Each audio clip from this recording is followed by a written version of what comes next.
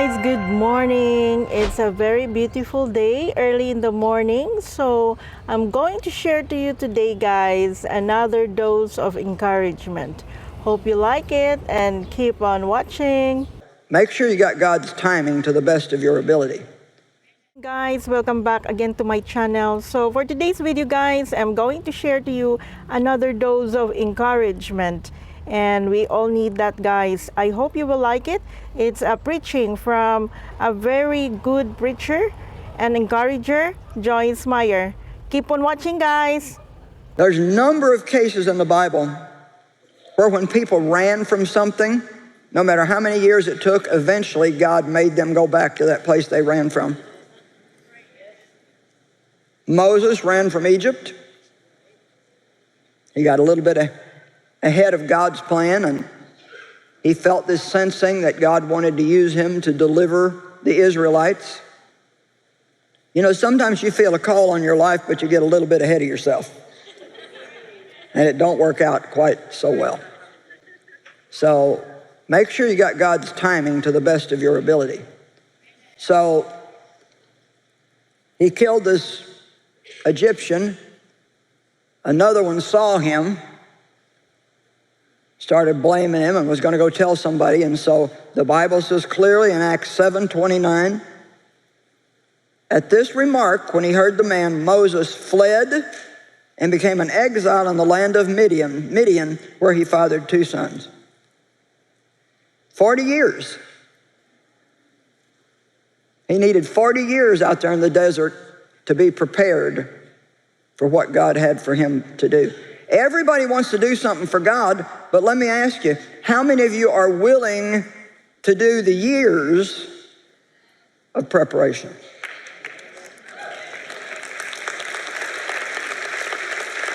I said the years. You remember the 2 boys whose mother went to Jesus and said, I'd like for my sons to sit one on your right hand and one on your left. And his answer was so classic. He said, you don't have any idea what you're asking for. Are you able to drink the cup that I drink? See, it's easy to want something. It's easy to want a position. But there's always a lot of hard work that goes with it, and a lot of changes in our life, and a lot of doing things that we may not necessarily want to do. And I'm not trying to paint a nasty picture. I just think that we need to be honest with people and tell them that it's not all going to be fun and games. I don't have enough time left in my life to tell you what it took for me to get from where I started 42 years ago to standing here today. I don't have enough time to tell you the tears, the pain, the crying, the millions of times I wanted to give up, the hard work, and on and on and on. But it's the best, it's been the best life, the best opportunity that anybody could ever have. I was sitting and thinking the other day about some of the things that God has let me do. And so I'm really trying to say to you today, if you think that there's something God wants you to do, then don't let anything stand in your way.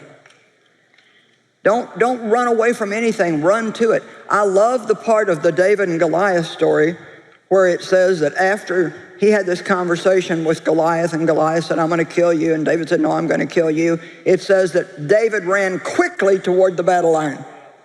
And I love that. You know, sometimes if you stare at your giants too long,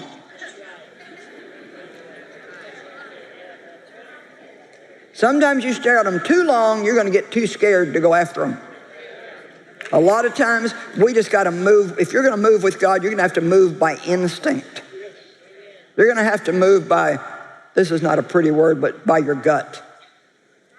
You do what you know is right in here, because you can think something to death. There are people already here that you have not done what God has given you opportunity to do because you thought about it too much.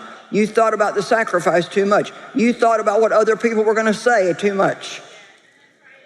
You thought about the judgment, the criticism, and you will get all of that. and more if you want to work for God. But it's worth it. There were other things I had to confront. God told me the time would come when I would have to confront my father. All the years that he abused me, nobody ever talked about it. Abuse is the stupidest thing. Sexual abuse, and especially back then, nobody talked about it. Yeah, I think I might have been one of the first people, as far as a ministry person, who actually got up in the pulpit and started talking about this kind of stuff. And it happens to so many people, and somebody needs to talk about it. And I'm very glad that I did. But I had never confronted my father. I had never said, we need to talk about what you did to me. And I did not want to, because he controlled me with fear all those years. And to be point blank honest, I was just afraid of him. But God put in my heart first, the time's going to come when I'm going to ask you to go do it. He said, it's not yet, but be ready. When I tell you, you got to go. I told Dave about it. I said, it's not yet, but when I got to go, I'm going to need you to go with me. Well, one night God just said, it's time. I didn't have no time to think about it, and if I would have, I'd still be sitting back there thinking about it. So I went and just sat down on the floor right in front of him, and I said, it's time for us to talk about what you did to me. Oh my God, he just got so flustered. My mother ran around, she was running around the house and running into other rooms, and you know, people get comfortable hiding from their stuff. And so I said, what you did was wrong. It hurt me very badly. But God's using me now. And I said, one of the things that I'm going to tell you is I'm going to be going on television, and I tell the story of what happened to me. And I just want to let you know that the word's going to get out. I'm not going to keep it a secret any longer. And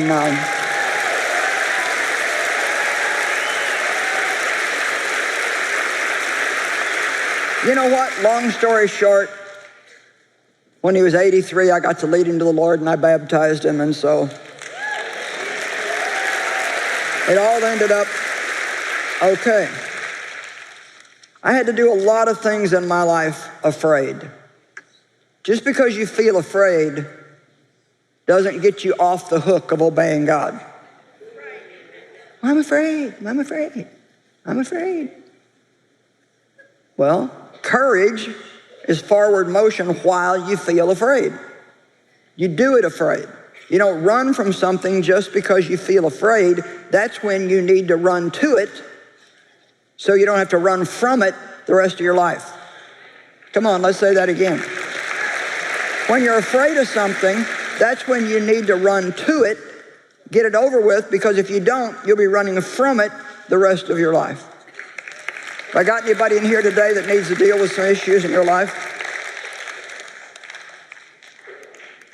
How many of you have a person that you've let use you way too long, and it's time for some confrontation? Need to do it. Nope, they won't like it. I don't know, they may never speak to you again. But you're only responsible to God.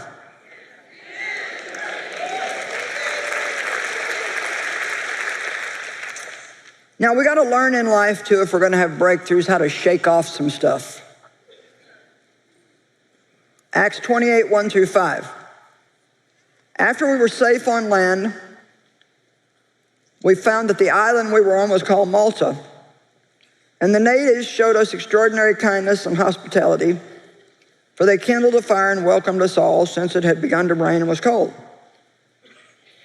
But when Paul had gathered a bundle of sticks and laid them on the fire, a viper, which is a snake, crawled out because of the heat and fastened itself onto Paul's hand. When the natives saw the creature hanging from his hand, they began to say to one another, undoubtedly this man is a murderer, and though he's been saved from the sea, justice, the avenging God, has not permitted him to live, because what they always saw was that if a snake bit a person, they died. Then Paul simply shook the creature off into the fire and suffered no ill effects. So, from that, I've made a whole message, which you're only going to get a little tiny bit of, just called Shake It Off. And you know, shake it off just means that when the devil bites you in any way, shape, or form, whether it's through rejection or somebody hurting you or some kind of abuse, when he puts his fangs into you, you don't have to let that do you in. You can shake it off. And what I mean by that is you can simply just make your mind up, I'm not going to let this stop me. I'm not going to let this do me in. I'm not going to. There's another example that Paul gives about the disciples that I think is very interesting. In Luke chapter 10, verses 10 and 11 and 16, whatever city you enter and they don't welcome you, go out into its streets and say, even the dust of your feet, which clings to our feet, we wipe off. One translation says we shake off in protest against you, breaking all ties. Yet understand this, that the kingdom of God has come near you and you rejected it. The one who listens to you listens to me, and the one who rejects you rejects me. And the one who rejects me rejects my heavenly Father who sent me. Now, a reality check. Look at me and face this fact. No matter what you do, no matter how hard you try, no matter how good you are, everybody's not going to like you. And so the ones that you run into that don't, you got to learn how to just shake that off. Come on, let's practice a little bit today. Shake it off. See, we're going through life and we get hurt and we let it stop us.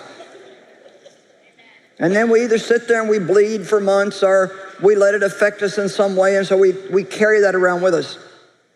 The moment you get hurt, the best thing that you can do is say, hurting people hurt people. I'm shaking that off.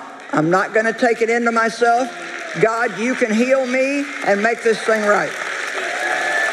So that's it for today's video, guys. I hope you like it. Hope to see you again on my next vlog. Please don't forget to like and subscribe. See you. Have a blessed day. Bye.